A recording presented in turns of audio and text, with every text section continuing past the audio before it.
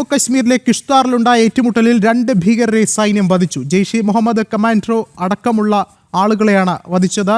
AK-47 തോക്കും മറ്റ് ആയുധങ്ങളും ഇവരിൽ നിന്നും പിടിച്ചെടുത്തു. കൂടുതൽ വിവരങ്ങളുമായി ജിഷ്ണു കൃഷ്ണൻ ചേർന്നുണ്ട്. ജിഷ്ണു, എന്താണ് മറ്റു വിവരങ്ങൾ പുറത്തു വരുന്നത്?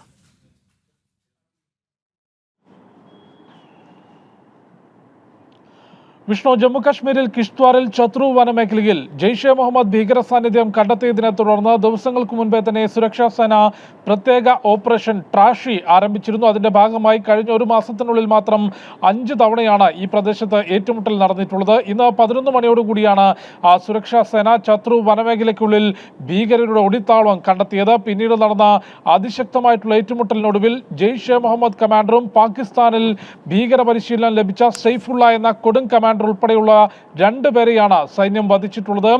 സൈന്യവും CRPF-ഉം ജമ്മുകശ്മീർ പോലീസും സംയുക്തമായി നടത്തിയ ഓപ്പറേഷനിൽ സൈഫുള്ള ഉൾപ്പെടെ 2 ഭീകരർ കൊല്ലപ്പെട്ടു. ഈ മേഖലയിൽ ഇപ്പോഴും പരിശോധന തുടരുകയാണ്. പ്രദേശത്ത് ജെയ്ഷെ മുഹമ്മദിന്റെ 2 ഭീകര സംഘങ്ങൾ വൻതോതിൽ ആയുധം സംഭരിച്ചുകൊണ്ട് തമ്പടിച്ചിട്ടുണ്ട് എന്നുള്ളതായിരുന്നു നേരത്തെ തന്നെ സൈന്യത്തിന് ലഭിച്ചിരുന്ന ഇന്റലിജൻസ് റിപ്പോർട്ട്. അതിന്റെ അടിസ്ഥാനത്തിലാണ് ഈ ഒരു മാസത്തിലധികം നീണ്ടുനിന്ന ഓപ്പറേഷൻ ട്രാഷി അവിടെ ആരംഭിച്ചത്. കഴിഞ്ഞ കുറച്ച് ദിവസങ്ങൾക്ക് മുൻപ് ഇതേ വനമേഖലയിൽ നടന്ന ഏറ്റുമുട്ടലിൽ പാകിസ്ഥാൻ ഭീകരൻ ആദിലിനെ സൈന്യം വകവരുത്തിയിരുന്നു. ഇന്നിപ്പോൾ പാകിസ്ഥാനിൽ ഭീകര പരിശീലനം ലഭിച്ച ജെയ്ഷെ മുഹമ്മദിന്റെ കമാൻഡറും കൊടും ഭീകരനുമായിട്ടുള്ള സൈഫുള്ള ഉൾപ്പെടെ 2 ഭീകരരെയാണ് സൈന്യം ഏറ്റുമുട്ടലിലൂടെ വധിച്ചത്. AK-47 തോക്കും മറ്റ് ആയുധങ്ങളും പിടിച്ചെടുത്തിട്ടുണ്ട്. വനമേഖലയിൽ പരിശോധന തുടരുകയാണ്.